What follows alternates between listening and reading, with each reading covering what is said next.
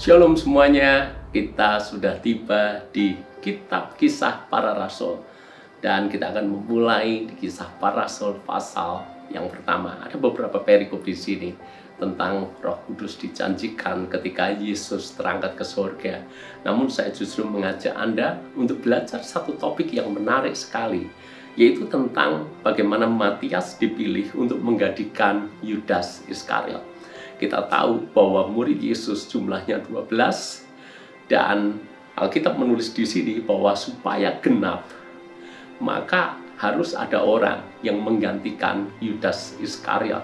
Siapa orang yang menggantikan Yudas Iskariot dan siapa yang akhirnya terpilih dan dengan cara apa orang itu terpilih?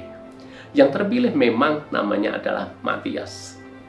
Namun yang menarik adalah bagaimana Matias terpilih untuk menggantikan Yudas Iskariot. Di dalam ayat yang ke-26 saya bacakan kepada saudara. Lalu mereka membuang undi bagi kedua orang itu, dan yang kena undi adalah Matias. Dan dengan demikian ia ditambahkan kepada bilangan ke-11 rasul itu. Genap 12 rasul dan yang menggenapi adalah Matias. Dia terpilih dengan cara diundi. Mungkin kita heran, bagaimana mungkin memilih seorang rasul, memilih seorang pemimpin, tapi justru melewati cara diundi. Mungkin buat kita yang hidup di zaman sekarang, ini bukanlah cara yang lazim, ini cara yang tidak umum, bahkan ini cara yang salah. Tidak mungkin harusnya memilih seorang pemimpin diundi begitu saja. Saya ingin jelaskan kepada Anda tentang hal ini supaya Anda bisa memahami kenapa Matias dipilih dengan cara diundi. Sesungguhnya kalau kita belajar Alkitab, memilih dengan cara diundi itu sesungguhnya adalah cara atau hal yang biasa. Mari kita mulai dengan misalnya pembagian tanah Kanaan kepada suku-suku Israel. Anda tahu dengan cara apa? Diundi. Lalu kemudian pembagian tugas yang melayani di bait Allah atau di rumah Allah dengan cara apa? Dengan cara diundi juga. Lalu kemudian Raja Saul terpilih menjadi raja, itu pun dengan cara diundi.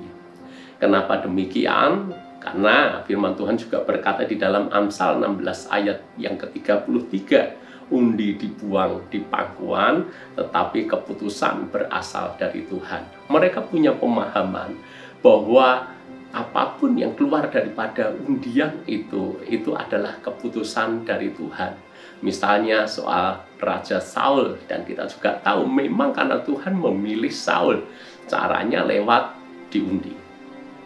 Lalu kemudian ketika zaman sudah berganti dan masuk di zaman para rasul ini, caranya masih sama dilakukan. Namun saya ingin mengingatkan kepada Anda dua pemahaman supaya Anda bisa paham. Yang pertama, sekalipun diundi, tapi mereka punya sebuah konsep pemikiran bahwa kehendak Tuhanlah yang terjadi. Artinya mereka melibatkan Tuhan dalam proses undian itu.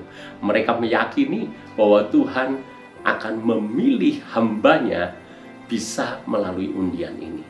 Yang kedua, saya ingin Anda perhatikan bagian yang kedua ini. Bahwa nama Matias muncul ini bukanlah orang sembarangan. Memang diundi, tapi setelah melalui proses penyaringan lebih dulu. Orang-orang mengusulkan, orang-orang memilih orang-orang yang memang layak untuk menjadi rasul. Jadi bukan orang sembarangan. Dan muncullah nama Yusuf yang disebut Barsabas, juga Justus, demikian juga Matias. Jadi bukan orang sembarangan, ini orang-orang pilihan. Di antara yang terbaik ini, mereka harus memilih. Karena sudah memunculkan yang terbaik, maka tentu saja ini bukan tindakan yang sembrono, ini bukan tindakan yang ngawur. Dan sekalipun melalui undian yang keluar adalah Matias untuk menggantikan Yudas, maka sesungguhnya Matias adalah orang pilihan. Matias adalah orang yang terbaik di antara yang lain yang diusulkan. Lalu bagaimana mungkin di zaman sekarang? Maka kita juga harus sadar bahwa eranya sudah berganti, eranya sudah berubah. Apalagi Roh Kudus sudah dicurahkan. Tentu saja memilih pemimpin tidak perlu dengan cara undian, sebab Roh Kudus pasti sudah berikan hikmat kepada kita. Maka dengan hikmat Roh Kudus, dengan pemahaman yang Tuhan berikan, kita akan memilih pemimpin-pemimpin yang terbaik. Jadi saudara-saudara, janganlah Anda bingung tentang pertanyaan kenapa di Alkitab memilih seorang rasul pakai cara undi. Dengan penjelasan saya tadi, saya berharap Anda bisa memahami. Namun di atas semuanya itu kita percaya Tuhan yang pegang kendali. Di era Perjanjian Lama sampai Kisah Para Rasul pasal yang pertama ini, memang pemimpin dipilih dengan cara diundi. Itu kedaulatan Tuhan ada di dalamnya. Namun kalau Anda baca selanjutnya, mulai Kisah Para Rasul pasal 2 hingga Alkitab ini selesai Anda baca sampai kitab Wahyu maksudnya, Anda tidak lagi menemukan pemimpin yang terpilih dengan cara diundi. Kenapa? Roh Kudus sudah dicurahkan, Roh Kudus memberikan hikmat kepada kita semuanya untuk memilih, untuk mengetahui pemimpin mana yang benar. Dan itulah yang kita pilih. Tuhan berkati.